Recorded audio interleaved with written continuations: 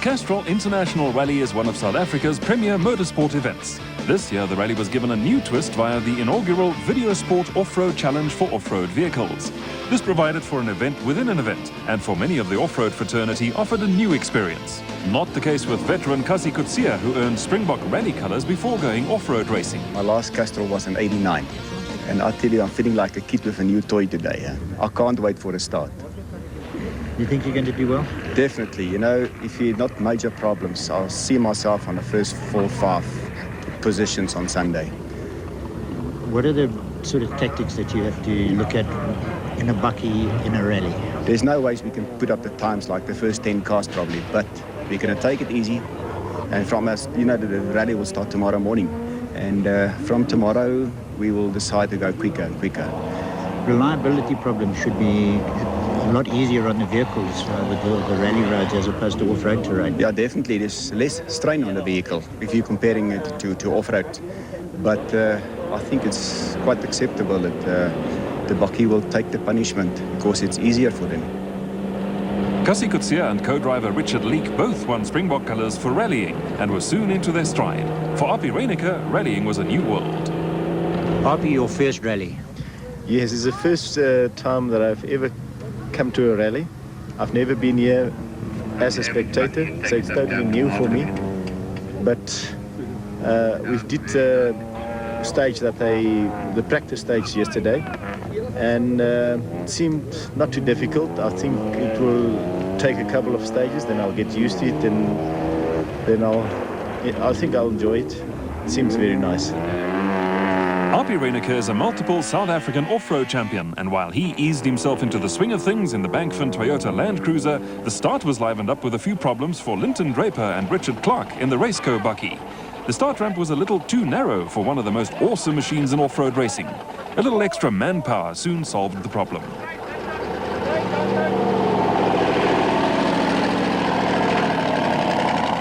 Linton Draper is something of a legend in off-road circles, and flat out from the word go is the only tactic he knows.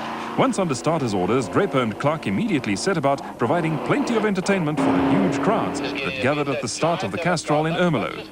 Powered by a V8 motor and fitted with a semi-automatic gearbox, the Raceco is a spectacular race vehicle, and Draper revels in throwing it around with gay abandon. The Videosport Off-Road Challenge also provided one of the bravest drivers in the Castrol. Roy Slubber drives a Sandmaster with one arm. Ek koop maar daarmee, jy weet. Ek dink my nooit swakker as 'n ou met 2 arms nie, omdat jy weet jy raak dit gewoon. As jy 'n ander ou vat en sy een arm wegvat, gaan hy dalk sukkel, jy weet. Maar as hy ou gewoond is daaraan, jy weet dit is normaal. Nou, hoe verduidelik so 'n bietjie vir my in detail hoe jy rad verander en al daai dinge doen wat ons gewoonweg sou sommer so uit oude gewoonte doen. Ag ek hou die stuurwiel vas met my been as ek rad ry. Jy weet ek het 'n bietjie van 'n probleem as ons in baie skerp plekkies ingaan, jy weet. Ek kan nie rad ry dan, jy weet, maar ek het 'n triprouter agter op die masjien, jy weet. Ek hou maar aan sy rems dat hy uitsny. En jy weet ek het maar geleer om vinnig rad te ry, jy weet. It did not take Kasi Kutsia and Richard Leek long to get into their stride in the Castrol Toyota Hilux. Although they could not hope to match the sheer pace of the purpose-built rally cars, experience and a steady pace soon saw them challenging for a place in the top 10. Kutsia and Leek have built up a tremendous rivalry in off-road racing with Cliff Barker and Mike Redden, who were out in the Videosport SVM Land Rover. Barker and Redden are the reigning production vehicle off-road champions and took in a few Transvaal regional events to get the feel for rallying.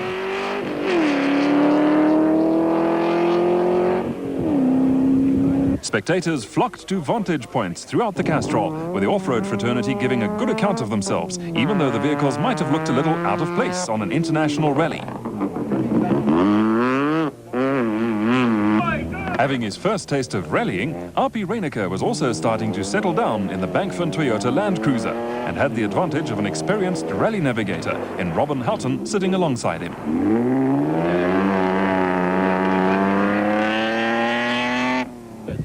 Linton Draper and Richard Clark were still in foot-flat mode in the Raceco and reveling in the fast and smooth conditions. Draper and Smith had joined Kutsia and Leek, Barker Redden and Reyneke Houghton in the top 20 and looked to be thoroughly enjoying themselves. For the off-roaders, however, a new problem was looming. Already having to learn the ins and outs and cope with the stop-start format of special stage rallying, competition driving at night is foreign territory for the off-road brigade. The Castrol makes extensive use of night special stages, and driving in the dark in forest special stages in the Usutu forests in Swaziland was going to provide the off-roaders with another new experience. And the other one just needs to trust me. With the Castrol rally moving into Swaziland late on the opening day, the initial night stages were likely to provide the off-road contingent with the toughest section of the three-day event. Driving through the forests at speed at night is akin to traveling through a tunnel. Night stages often present problems for even the most experienced rally drivers, and the off-roaders were now in uncharted waters. The regular service stops along the route were also something of a culture shock for the off-road teams, but the one man enjoying himself hugely was Kasi Kutsia. Kasi, you look as though you're enjoying yourself out there. Yes, definitely, especially the last stage. It was about 28 kilometers, and we set up a reasonable time. Depends on what my opposition Cliffy Barker did, but I think night driving, make a difference between the boys and the kids now, But you've had plenty of experience of this before. Yes, yeah, no doubt about it, because, as I mentioned earlier on, my last Castrol was in 89, so I still got experience, yes, but I can make a mistake as well. Kasi Kutsia and Richard Leek were now firmly entrenched in the top 10 overall. They were leading the Videosport Off-Road Challenge ahead of Cliff Barker and Mike Redden and Arpi Reyneke and Robin Houghton. Special stage rallying places a major responsibility on navigators, and specially prepared pace notes provided to all competitors by the organisers were particularly well received by the off-road navigators. The pace notes are great, and it puts our pace up quite a bit compared to the normal notes. So we're quite happy with the pace that we're going at the moment, and the game's on between us and Kasi, of course. Despite his lack of rally experience, Arpi Reyneke soon settled into a steady rhythm. The only hiccup where his early progress was concerned was a fuel-line problem during the opening night stages. For another crew, Arthur Abraham and Edward Zaltzwedel in the Videosport SVM Range Rover, the going had been a little tougher.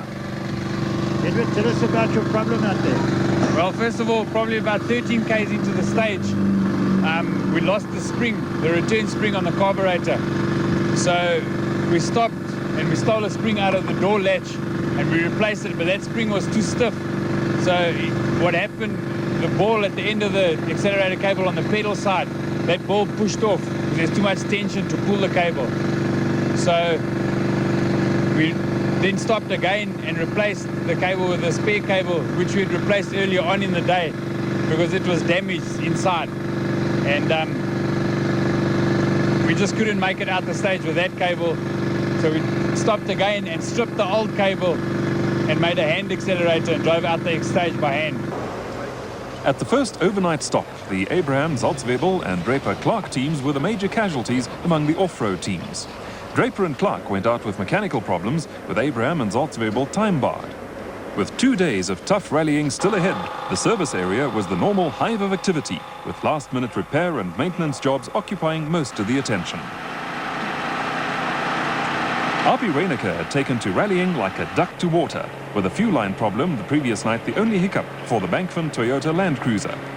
Kasi Kutsia and Richard Leek were in the top 10, and along with Reyneke and Robin Houghton, the Videosport SVM Land Rover crew of Cliff Barker and Mike Redden were in the top 20 overall.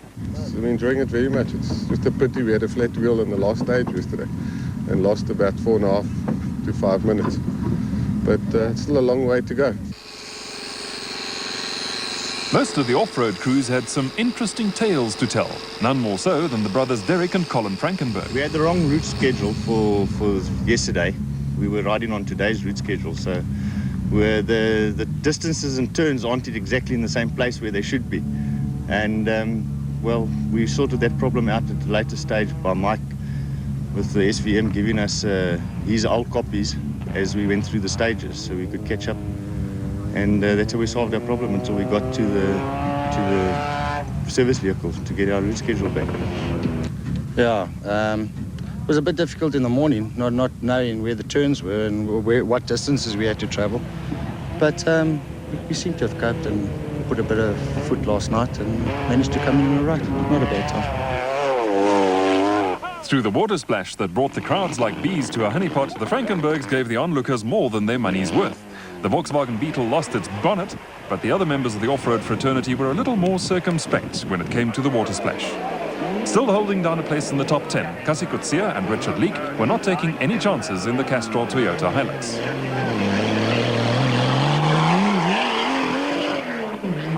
There was a much more aggressive approach to the splash from Wade Perrins and Tony Yeo in the Sandmaster. There was no tapping off from Perrins and Yeo. They almost lost their bonnet as well, but the only major casualty was Castrol's resident photographer, Nigel Curling, who was given a thorough dousing.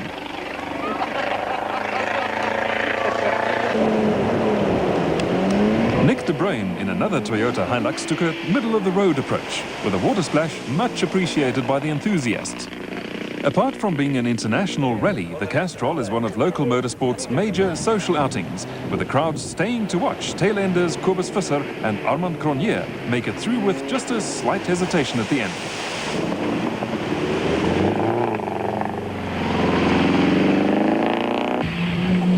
With the rally moving into the sugarcane fields in the Simunya region in eastern Swaziland, the big off-road vehicles found the going a little easier. Kasi Kutsia and Richard Leek were still in the top 10 overall and out in front in the Videosport Off-Road Challenge. Second in the Videosport Off-Road Challenge were Cliff Barker and Mike Redden, still going strongly and starting to pick up places in the Videosport SVM Land Rover. The Land Rover pair were trying to take time off Kutsia and Leek, with V8 power giving them plenty of straight-line speed through the cane fields.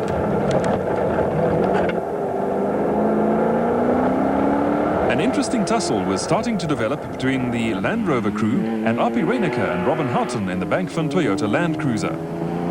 The tough but friendly rivalry between the top crews in off-road racing's production vehicle category was simply being transferred to another battlefield, with seasoned rally campaigners Kutsia and Leek holding a slight advantage. This is the first rally that we've done in Fred being our off-road vehicle. It's vastly different in the tight forest, of course. It's very difficult to drive compared to a rally car, but certainly down in Mshlumi, down in the sugarcane area, we're feeling a lot more at home and putting foot and moving up the leaderboard there. The weather turned a little nasty on the final day of the Castrol, but Kutsia and Leek were still firmly entrenched in the top 10 when they ran into their first problems. Well, the previous state was a fairly dry one with one bad splash, and we pick up a misfire, but not serious. The previous 3 stages was really slippery. Not much rain, just slippery, and it makes you very dangerous to going too fast. At the moment, we're not going too fast. There's 3 stages left. It makes no sense. We're leading by the off-road cars at the moment, the video off-road challenge, and make no sense to try to win all the stages. So we take it cool and waiting for the end now. Kutsia and Leek also picked up a penalty when they mislaid their helmets and were late starting a special stage. The pair dropped a place or 2, but there were also minor problems for Api Reinecker and Robin Houghton. The Bankfin Toyota Land Cruiser had lost 4-wheel drive, and the crew also had to do a little patchwork when the cruiser's cab developed a little too much ventilation. Wife Thelma often deputizes as Api Reinecker's navigator in off-road events, and for her, special stage rallying it proved to be an interesting experience. Die tydrenne dink ek is vir die bestuurder baie rustiger, of dis wat ek ervaar, want dis 'n klein entjie en dan klim hulle af, drink 'n koeldrank.